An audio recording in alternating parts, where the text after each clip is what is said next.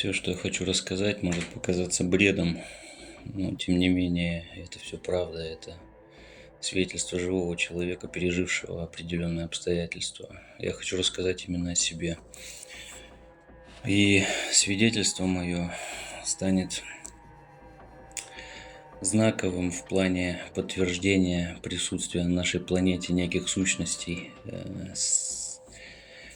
которых я видел лично и контакт с которыми обошелся для меня сломанной жизнью, сломанной судьбой и, возможно, моим скорым убийством, потому что то, что я обнародую, носит очень секретный и неординарный характер. Мне сложно об этом говорить, но тем не менее я должен это сказать, должен это записать. Есть видеосвидетельства, и к ним я решил добавить эту аудиозапись, потому что распространить ее будет легче из того места, где я сейчас нахожусь. Я скрываю свое местоположение, потому что мне реально угрожает опасность. Итак, по порядку. Сам я русский по национальности, но никогда не жил в России. Я родился и вырос в Азербайджане. Там я закончил нефтегазовый институт по специальности бурения.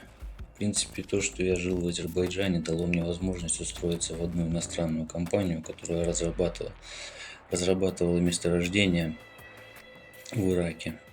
Я устроился в эту компанию, прошел собеседование. Если бы я знал, чем это все обернется, я бы никогда в жизни бы их порог даже не перешагнул бы. Но, тем не менее, вышло так, как вышло. Я и несколько человек со мной, мы отправились на самолете в Ирак. Потом мы оказались в городе Басра, это портовый город, и оттуда уже на вертолете мы пролетели около 60 километров в сторону месторождения под названием Курна. Там мы работали, поселились в небольшом городке нефтяников. В принципе, были очень комфортные условия по оплате труда. Все меня радовало. Я считал тогда, что вытянул в жизни свой счастливый билет, и все образуется, и все будет хорошо. Я радовался. Я жил в этом общежитии, а каждое утро выходил на смену на буровую установку. И вот в процессе бурения одной из скважин геолог, который сопровождал бурение, который работал с нами в непосредственном контакте, он сказал, что по его наблюдениям, а это телеметрические наблюдения процессов в скважине, он объявил нам, что под бурильным инструментом, спущенным на глубину около 1000 метров, находится огромная полость, которую практически невозможно измерить. Мы подумали, что приборы барахлят, и попробовали продолжить бурение, но бурильный инструмент просто провалился в какой-то подземный пузырь. На скважине произошла авария, мы приняли комплекс мер, чтобы нейтрализовать это все. Зацементировали пласт, и в принципе, мы поступили так, как должны были поступить в этой нештатной ситуации. Мы доложили нашему руководству.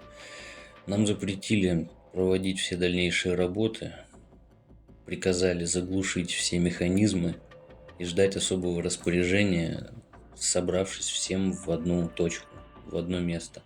Но мы собрались на роторной площадке буровой установки. В принципе, занимались делами по штатному расписанию, но вне бурильных работ.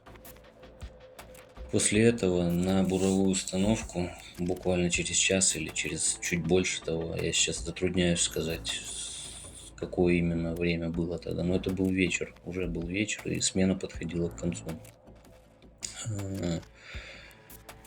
На буровую поднялся офицер, и с ним было 3 или 4 солдата. Нас под конвоем вывели с буровой, припроводили в общежитие, которое находилось в километре от самой буровой установки. Нас довозили каждое утро автобусом и также вечером забирали. Нам приказали не покидать общежитие, выставили вооруженную охрану, и квадрат тоже был оцеплен. Я лично видел, я не очень сильно в этом разбираюсь, но я видел американские бронемашины и 2 или 3 хаммера черных с пулеметами. Они встали по периметру и никого не пропускали внутрь, и никого не выпускали наружу. Но мы находились в общежитии. Ночью мой товарищ, скажем так, предложил мне попробовать покинуть общежитие и направиться неподалеку от Курны, буквально в 4-5 километрах по пустыне, находился небольшой поселок возле невысоких скалистых отрогов, поселок бедуинов. Я, честно говоря, не могу сказать, что, чем там занимались люди, но они то появлялись, то исчезали, то, ну, я имею в виду в нормальном смысле слова исчезали. Это был какой-то перевалочный небольшой поселок, и там иногда продавали 20-30 градусный напиток, впрочем, за которым мы и отправились. Мы и все, кто работал с нами, называли его ракия. Ну, за ней, можно сказать, мы и отправились. К поселку мы не вышли, потому что мы заблудились ночью в пустыне и решили выйти к скальным отрогам, используя их как ориентир.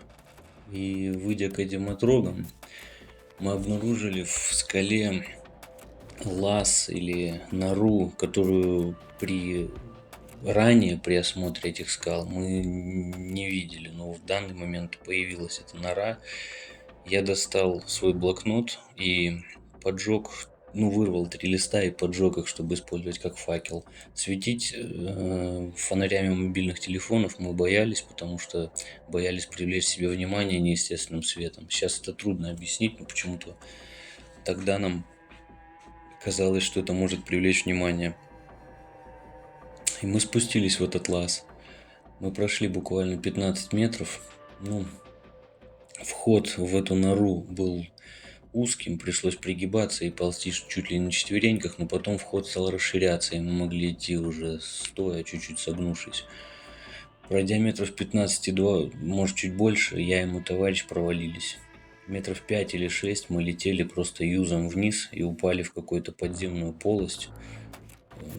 Стоять-то можно было только на четвереньках. Вверх подняться было невозможно. Я почувствовал, что в лицо мне бьет свежий ветерок, воздух. И я подумал, что если воздух дует по направлению вперед, то надо идти туда, потому что выход там, о чем я и сказал своему товарищу.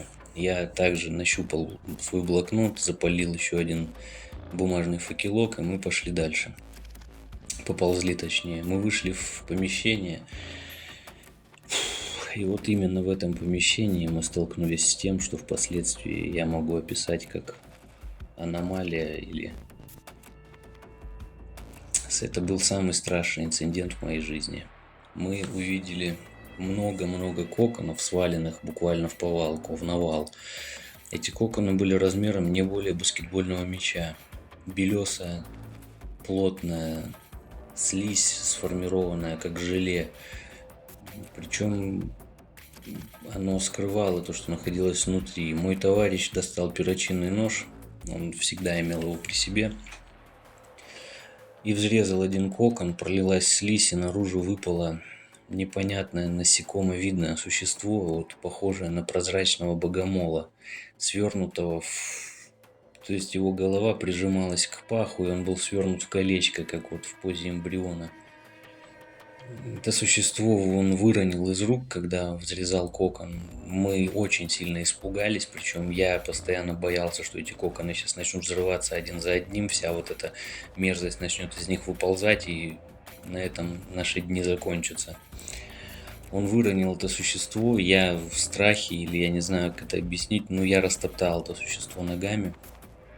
И вот тут началось необъяснимое, и мы впали, я впал, и мой товарищ тоже, хотя я не могу анализировать его поступков, но мы впали в некий транс.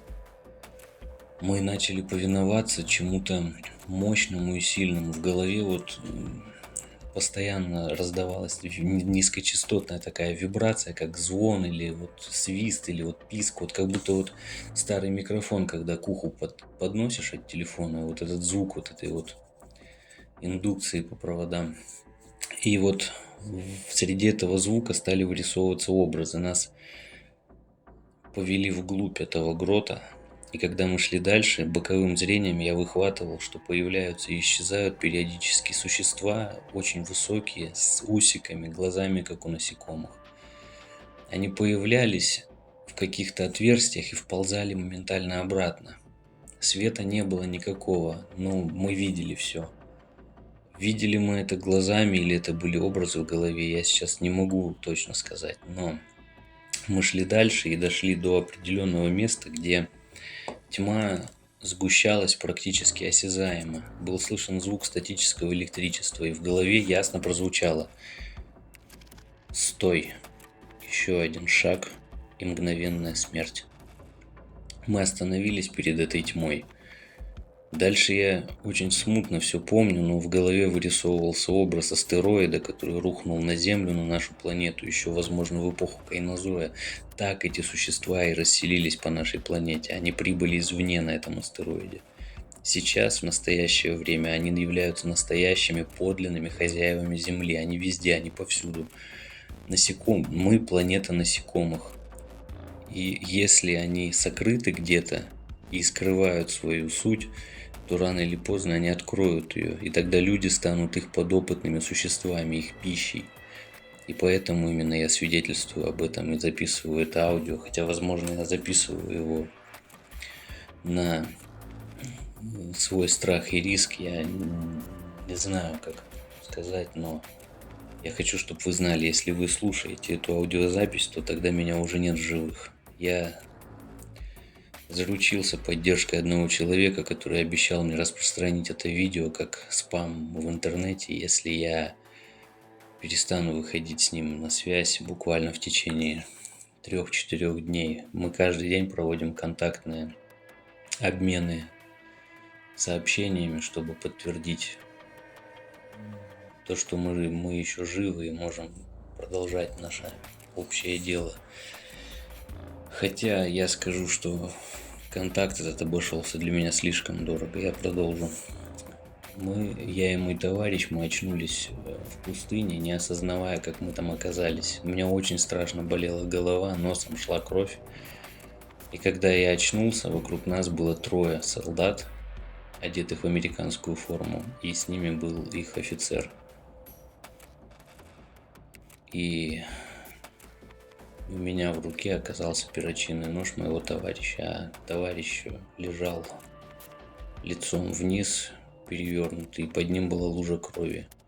Меня обвинили в убийстве, а потом меня принудительно отправили на психиатрическое освидетельствование, которое доказало мою полную невменяемость.